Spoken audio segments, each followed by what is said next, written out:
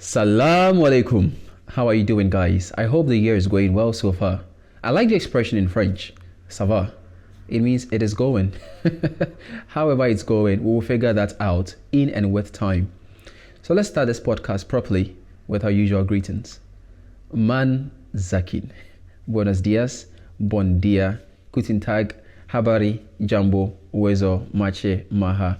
And any other greetings that I might be missing, please, if you are listening to this podcast and I am not greeting in your language, kindly comment or send us a message.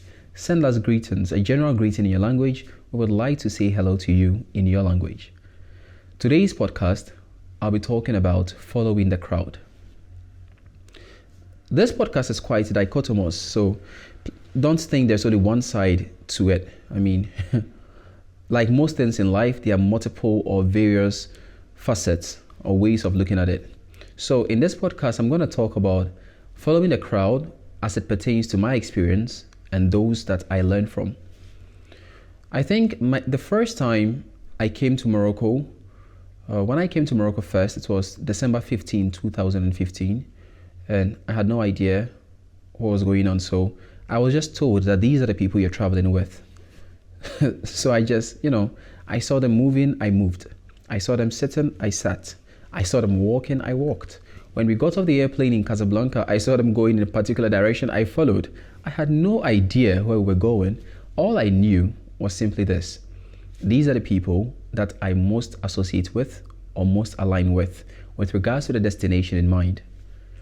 Whenever we talk about following a crowd, most people use it in the context of do not follow the crowd, be a leader, chart your own path.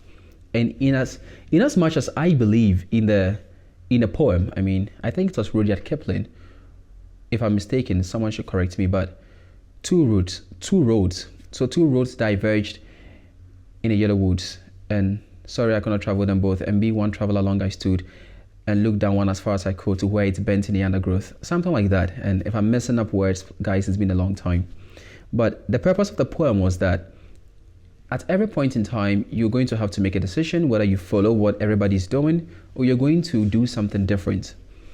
I believe firmly that everybody should aspire to do something different only when it is necessary. Why?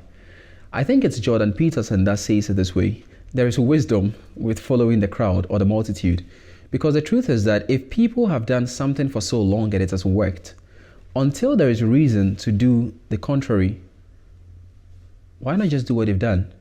Especially, and guys, please do take this in the context of what I'm about to say. I was listening to a few people talk and they were like, but Prince, if Bill Gates and Mark Zuckerberg and all these people didn't dream of doing something different, the world wouldn't have moved forward. And I always tell people this. With all the humility in life, you've got to understand the kind of security these people had. Really, these people were secure and safe in a way that is not evident to the rest of us. So, as a young Ghanaian living in Morocco, there are some things that I can do which might not be too risky. For example, I might decide to set up a new company. As long as it does not require me taking all the money I've saved up to do that. Because if I take up all the money I've saved up to create something new, and assuming that nobody has set up a company here, every Ghanaian that comes to Morocco finds a job to do. Let's assume that every Ghanaian that comes to Morocco finds a job to do. They have already carved this pathway that you can follow. So you don't have to think of something extraordinary. You just follow what they've done. You get a job. You're going to live happily. You can get married. You have 2.5 kids.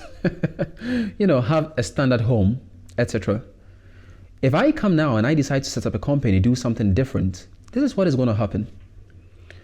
First and foremost, I have to make the assumption that if I fail and I terribly fail and there's nothing to support me, there will be somebody somewhere to tell me I've got your back. Does that exist? 2, I have to assume that this new endeavor that I'm about to embark on is something that, even though I might not know exactly how it will succeed, I have imagined what the success would look like.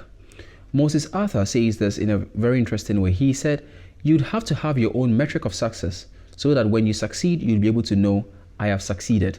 If not, you continually be in this phase of pursuing success, because your metric of success is based on other people's metric of success, which might be based on other people's metric as well.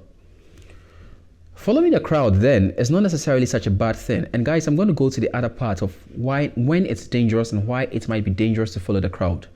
So, like I said, when you follow the crowd, you avoid, what is a word that most fits into this context?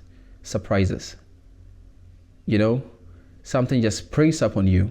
You avoid that scenario because a lot of people are doing exactly the same thing. Worst case scenario, if something should arise and surprise you, it surprises you with a pack. You are not alone. When you charter your own path, this is where the danger lies. When something surprises you, it surprises you alone. If something should hit you or knock you down, it hits you alone. It knocks you alone. And bless your heart, I hope that there are people, or you surrounded yourself with people who can cushion you, who can support you. But if not, in most cases, as Vusi Thambakwayo said, this journey of entrepreneurship is extremely lonely. As an entrepreneur, you might not necessarily have to take new paths, but you most definitely would have to create new solutions to already existing problems. I like the expression that the answers remain the same, but the questions change. Following the crowd then would definitely have two sides to it, in the sense where on one hand, you are safe, but the rewards would definitely not be exponential. On the other hand, you are liable to face surprises and as frequently as possible. But the reward of not following the crowd is this. You know, the poem Two Roads, and I don't know why I keep saying two rules. I think somebody should write a poem named Two Rules. But two roads diverged in the yellow woods, and sorry I could not travel them both. I love that poem because in the end it says that I might be telling the story ages and ages hence, or years after this, with a sigh. And all I can say is two roads diverged in the woods, and I took the one less traveled by, and that has made all the difference. It is impossible to take a different path. It is almost impossible to take a different path from everybody else and turn out to be like everybody else. It is almost impossible. One, the things you're going to go through, the experiences you're going to have are going to be unique.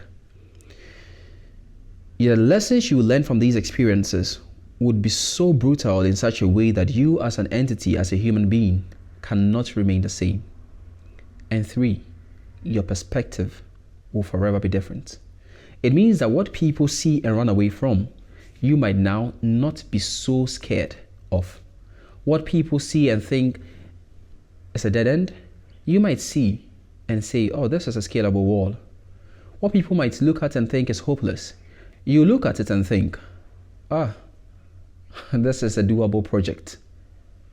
Following the crowd then has some good sides to it. If you are the kind of person who does not want to lose greatly in life, you want to have a normal life, and by normal I mean you want to have a regular home, you want to have your peace of mind, you want to have some security, then please follow the crowd. But to those of you out there who sincerely know that you have been following the crowd for quite some time, you've been doing what they've been asking you to do, go to school, do this, do that, do this, and you feel so unsatisfied, today is the day you wake up to ask yourself a question. Do I necessarily have to do what everybody else is doing? Now, of course, there are going to be ground rules. There are going to be objective principles that you have to set for yourself to govern your life. When you set these, you have to ask yourself, do I have to do what other people are doing? Do I really have to do that? And if your answer is no, I guess today then is the day that you decide to stop following the crowd. Until I come your way next time, this is the podcast for the week. Let me know what you guys think in the end. I hope to see you guys next week. Cheers.